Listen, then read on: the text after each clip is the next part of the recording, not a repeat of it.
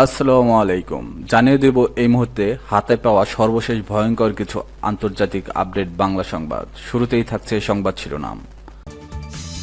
10 সপ্তাহ পর গাজায় সামান্য খাদ্য প্রবেশের অনুমতি দিল ইসরায়েল। জানিয়ে দেব একদিনে গাজায় 2 বড় হাসপাতালে হামলা। এরপর রয়েছে 10 বছর পর ইরান থেকে সৌদির হজ ফ্লাইট চালু। সর্বশেষ থাকছে ভারতের সঙ্গে যুদ্ধ শেষে চীন সফরে পাকিস্তানের পররাষ্ট্রমন্ত্রী। এখন শুনছিলেন সংবাদ শিরোনাম, এবার বিস্তারিত। প্রিয় দর্শক, আপনি যদি এই চ্যানেলে নতুন হয়ে থাকেন, ভিডিওটি দেখতে দেখতে চ্যানেলটি সাবস্ক্রাইব করে আমাদের সাথেই থাকুন। 10 সপ্তাহ পর গাজায় সামান্য খাদ্য প্রবেশের অনুমতি দিল ইসরায়েল। 10 সপ্তাহ ধরে অবরোধের পর ইসরায়েলের ঘোষণা করেছে তারা গাজায় ক্ষুধার সংকট মেটাতে প্রাথমিকভাবে সামান্য পরিমাণ খাদ্য প্রবেশের অনুমতি দেবে। ইসরায়েলি সেনাবাহিনী গাজা জুড়ে বিস্তৃত স্থল অভিযান শুরু করার পর কথা বলার কয়েক ঘন্টা পরেই এই ঘোষণা এসেছে। প্রধানমন্ত্রীর কার্যালয় থেকে এক বিবৃতিতে বলা হয়েছে, ইসরায়েলি প্রতিরক্ষা বাহিনী সুপারিশের ভিত্তিতে এবং হামাসের বিরুদ্ধে তাদের পুনর্বর্ণনীকরণ সামরিক অভিযানের সমর্থন করার প্রয়োজনীয়তার ভিত্তিতে এই পদক্ষেপ নেওয়া হয়েছে। অবরোধ তুলে নেওয়ার জন্য ইসরায়েলের উপর ক্রমবর্ধমান চাপ বাড়ছে। এই সময় কোনো খাদ্য, জ্বালানি বা ঔষধ প্রবেশের অনুমতি দেওয়া হয়নি। সাহায্য সংস্থাগুলো গাজার 21 লাখ জনসংখ্যার জন্য দুর্ভিক্ষের ঝুঁকি সম্পর্কে সতর্ক করেছে। প্রধানমন্ত্রী বেনিয়ামিন নেতানিয়াহুর কার্যালয়ের বিবৃতিতে বলা হয়েছে, খাদ্য সংকট যাতে তৈরি না হয় তা নিশ্চিত করার জন্য গাজার জনসংখ্যার জন্য প্রাথমিকভাবে খাদ্য প্রবেশের অনুমতি দেওয়া হবে।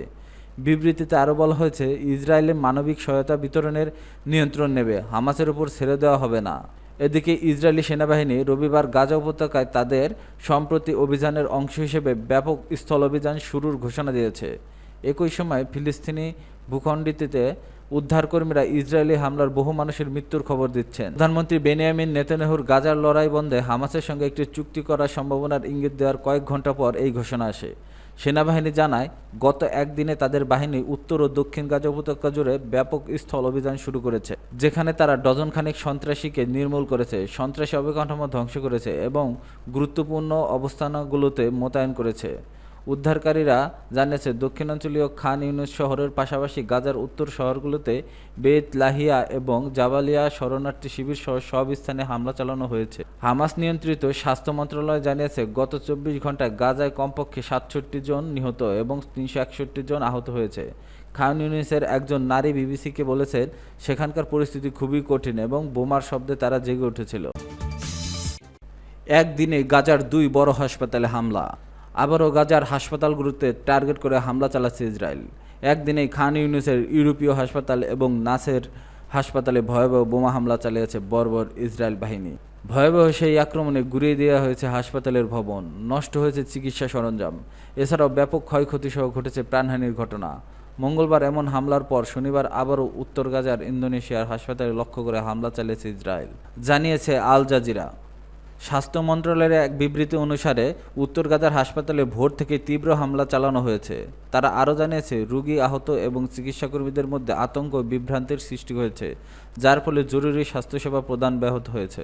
এতে আরও বলা হয়েছে যে হাসপাতাল থেকে বেরিয়ে যাওয়ার চেষ্টা করার সময় 2 রোগী আহত হয়েছেন।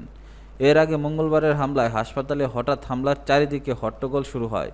রোগী ও চিকিৎসকেরা যে তার মতো ছুটোছুটি করতে থাকে। খান ইউনুসের ইউরোপীয় হাসপাতালের অ্যানেস্থিওলজিস্ট ডাক্তার রেফাত আল থামনা সেই দিনের কথা স্মরণ করে বলেন, আমাকে মাটিতে লুটিয়ে পড়তে হয়েছিল। আমি একটি গাছের আড়ালে লুকিয়েছিলাম কারণ আমি লুকানোর জন্য নিবিড় পরিচর্যা ইউনিটের দরজায় পৌঁছতে পারিনি। খান ইউনুসের স্থানীয় সাহায্য সংগঠক মোহাম্মদ আবু জিরেকের পোস্ট করা একটি ভিডিওতে দেখা যায়, প্রাথমিক হামলার পর কালো ধোঁয়া বাতাসে উঠতে দেখা যায়। কয়েক সেকেন্ড পর আরেকটি ধারাবাহিক হামলায় বেসামরিক লোকদের আশ্রয়ের জন্য দৌড়াতে দেখা যায়। স্বাস্থ্য মন্ত্রণালয়ের তথ্য প্রধান জাহের আল ওয়াহিদি বলেন, ইউরোপীয় হাসপাতালে হামলায় কমপক্ষে 20 জন নিহত হন।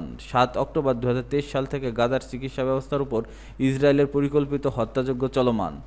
ডিসেম্বরে প্রকাশিত এক প্রতিবেদনে জাতিসংঘ বলেছে, গাজার হাসপাতালগুলোতে হামলার ধরন স্বাস্থ্যসেবা ব্যবস্থাকে ধ্বংস করে দিয়েছে। ইসরায়েলি সেনাবাহিনী হাসপাতালগুলোকে লক্ষ্য করে আন্তর্জাতিক আইনকে স্পষ্টত উপেক্ষা করছে। 10 বছর পর ইরান থেকে সৌদির হজ ফ্লাইট চালু। প্রায় 10 বছর বন্ধ থাকার পর আবারও ইরান থেকে হজ ফ্লাইট চালু হয়েছে।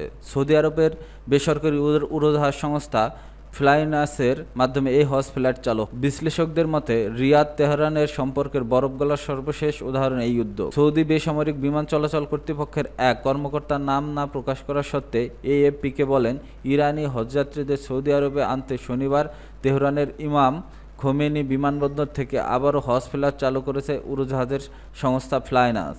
কর্মকর্তা জানান, রাজধানী তেহরানের পাশাপাশি উত্তর পূর্ব ইরানের বড় শহর মাশহাদ থেকেও হজ ফ্লাইট চালু করা হবে, যার ফলে ফ্লাইটের মাধ্যমে ৩৫,০০০ হজযাত্রী সৌদিতে পৌঁছাতে পারবেন।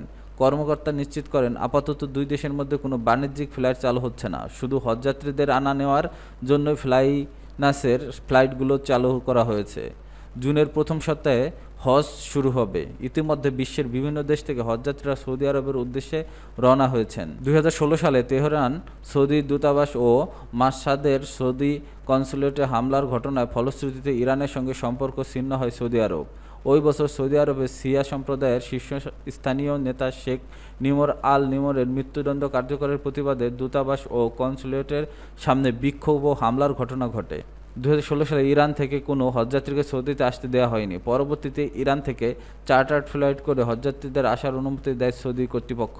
তবে ২০২৩ সালে দুই পক্ষের সম্পর্ক খানিকটা উষ্ণ হবার পর পরিস্থিতি বদলাতে শুরু করে। ২০২৩ সালে চীনের মধ্যস্থতায় ইরান ও সৌদি আরবের মধ্যে কূটনৈতিক সম্পর্ক পুনঃস্থাপন হয়। সে সময় চীনের এই অর্জনকে বিশ্লেষকরা বিস্ময়কর সাফল্য বলে অভিহিত করেছে। বেইজিংয়ের কূটনৈতিক দক্ষতার ৭ বছর পর মধ্যপ্রাচ্যের ওই দুই শক্তিশালী ও ধনী দেশের সম্পর্ক স্বাভাবিক হতে শুরু করে। ভারতের সঙ্গে যুদ্ধ শেষে চীন সফরে পাকিস্তানের পররাষ্ট্রমন্ত্রী। পাকিস্তানের উপপ্রধানমন্ত্রী ও পররাষ্ট্রমন্ত্রী ইসহাক দার সোমবার ২ দিনের সরকারি সফরে চীন যাচ্ছেন। ভারত পাকিস্তান সাম্প্রতিক সীমান্ত সংঘাত ও যুদ্ধবিরতির পটভূমিতে তারা এ সফরকে দক্ষিণ এশিয়ার অঞ্চলকে স্থিতিশীলতার জন্য গুরুত্বপূর্ণ পদক্ষেপ হিসেবে দেখা হচ্ছে। পাকিস্তানের পররাষ্ট্র দপ্তরের এক বিবৃতিতে জানানো হয়েছে, চীনা পররাষ্ট্রমন্ত্রী ওয়াং এর আমন্ত্রণে ইসহাক দার ১৯ থেকে ২১ মে বেইজিং সফর করবেন। সফরে তিনি চীনা নেতাদের সঙ্গে দক্ষিণ এশিয়ার সাম্প্রতিক পরিস্থিতি ও আঞ্চলিক শান্তি স্থিতিশীলতার উপর গভীর আলোচনা করবেন। বিবৃতিতে আরও বলা হয়েছে, উভয় পক্ষ পাকিস্তান চীন দ্বিপাক্ষিক সম্পর্কের পূর্ণ পরিসর পর্যালোচনা করবে এবং আঞ্চলিক ও বৈশ্বিক প্রেক্ষাপটে পারস্পরিক সংশ্লিষ্ট বিষয়ে মতবিনিময় করবে। ইসহাক দারের এই সফরটি পাকিস্তান ও চীনের মধ্যে চলমান উচ্চ পর্যায়ের কূটনৈতিক বিনিময়ের অংশ এবং দুই দেশের অবিচল ও কৌশলগত অংশীদারিত্বকে আরও জোরদার করার অঙ্গীকারের বহিঃপ্রকাশ বলে এটি উল্লেখ করা হয়েছে। এদিকে তালেবান শাসিত আফগানিস্তানের ভারপ্রাপ্ত পররাষ্ট্রমন্ত্রী আমির খান মুত্তাকি আগামী ২০ মে চীন পৌঁছাবেন। এখানে তিনি একটি ত্রিপক্ষীয় বৈঠকে অংশ নেবেন, যে বৈঠকে চীন, পাকিস্তান ও আফগানিস্তানের মধ্যে আঞ্চলিক স্থিতিশীলতা ও নিরাপত্তা নিয়ে আলোচনা হবে। গত মাসে ভারত অধিকৃত কাশ্মীরের পেহেলগামে সন্ত্রাসী হামলায় ২৬ জন পর্যটক নিহত হন। ওই হামলার জন্য ভারত সরাসরি পাকিস্তানকে দায়ী করলেও কোনো প্রমাণ পেশ করেনি। এরপর থেকে ভারত ও পাকিস্তানের মধ্যে উত্তেজনা চরমে ওঠে এবং সীমান্ত জুড়ে সামরিক লড়াই শুরু হয়। ভারত অপারেশন সিন্দুর নাম দিয়ে আগ্রাসন চালানো শুরু। জবাবে পাকিস্তানের সেনাবাহিনী এ সংঘাতে অপারেশন বুনিয়ান মারসুস নামে প্রতিরোধমূলক সামরিক অভিযান চালায়। পাকিস্তানের পক্ষ থেকে বলা হয়, তাদের হামলা ছিল সুনির্দিষ্ট ও আনুপাতিক এবং তারা ভারতের ৬টি যুদ্ধবিমান ও বহু ড্রোন গুলি করে ভূপাতিত করেছে। এই সংঘর্ষের সময় পাকিস্তান ১৩ জন সামরিক সদস্য সহ মোট ৫৩ জন নিহত হন বলে জানিয়েছে দেশটির আইএসপিআর। ৮৭ ঘণ্টা স্থায়ী এই সংঘাত শেষ হয় ১০ মে যুক্তরাষ্ট্রের মধ্যস্থতায় সংগঠিত একটি যুদ্ধবিরতির মাধ্যমে।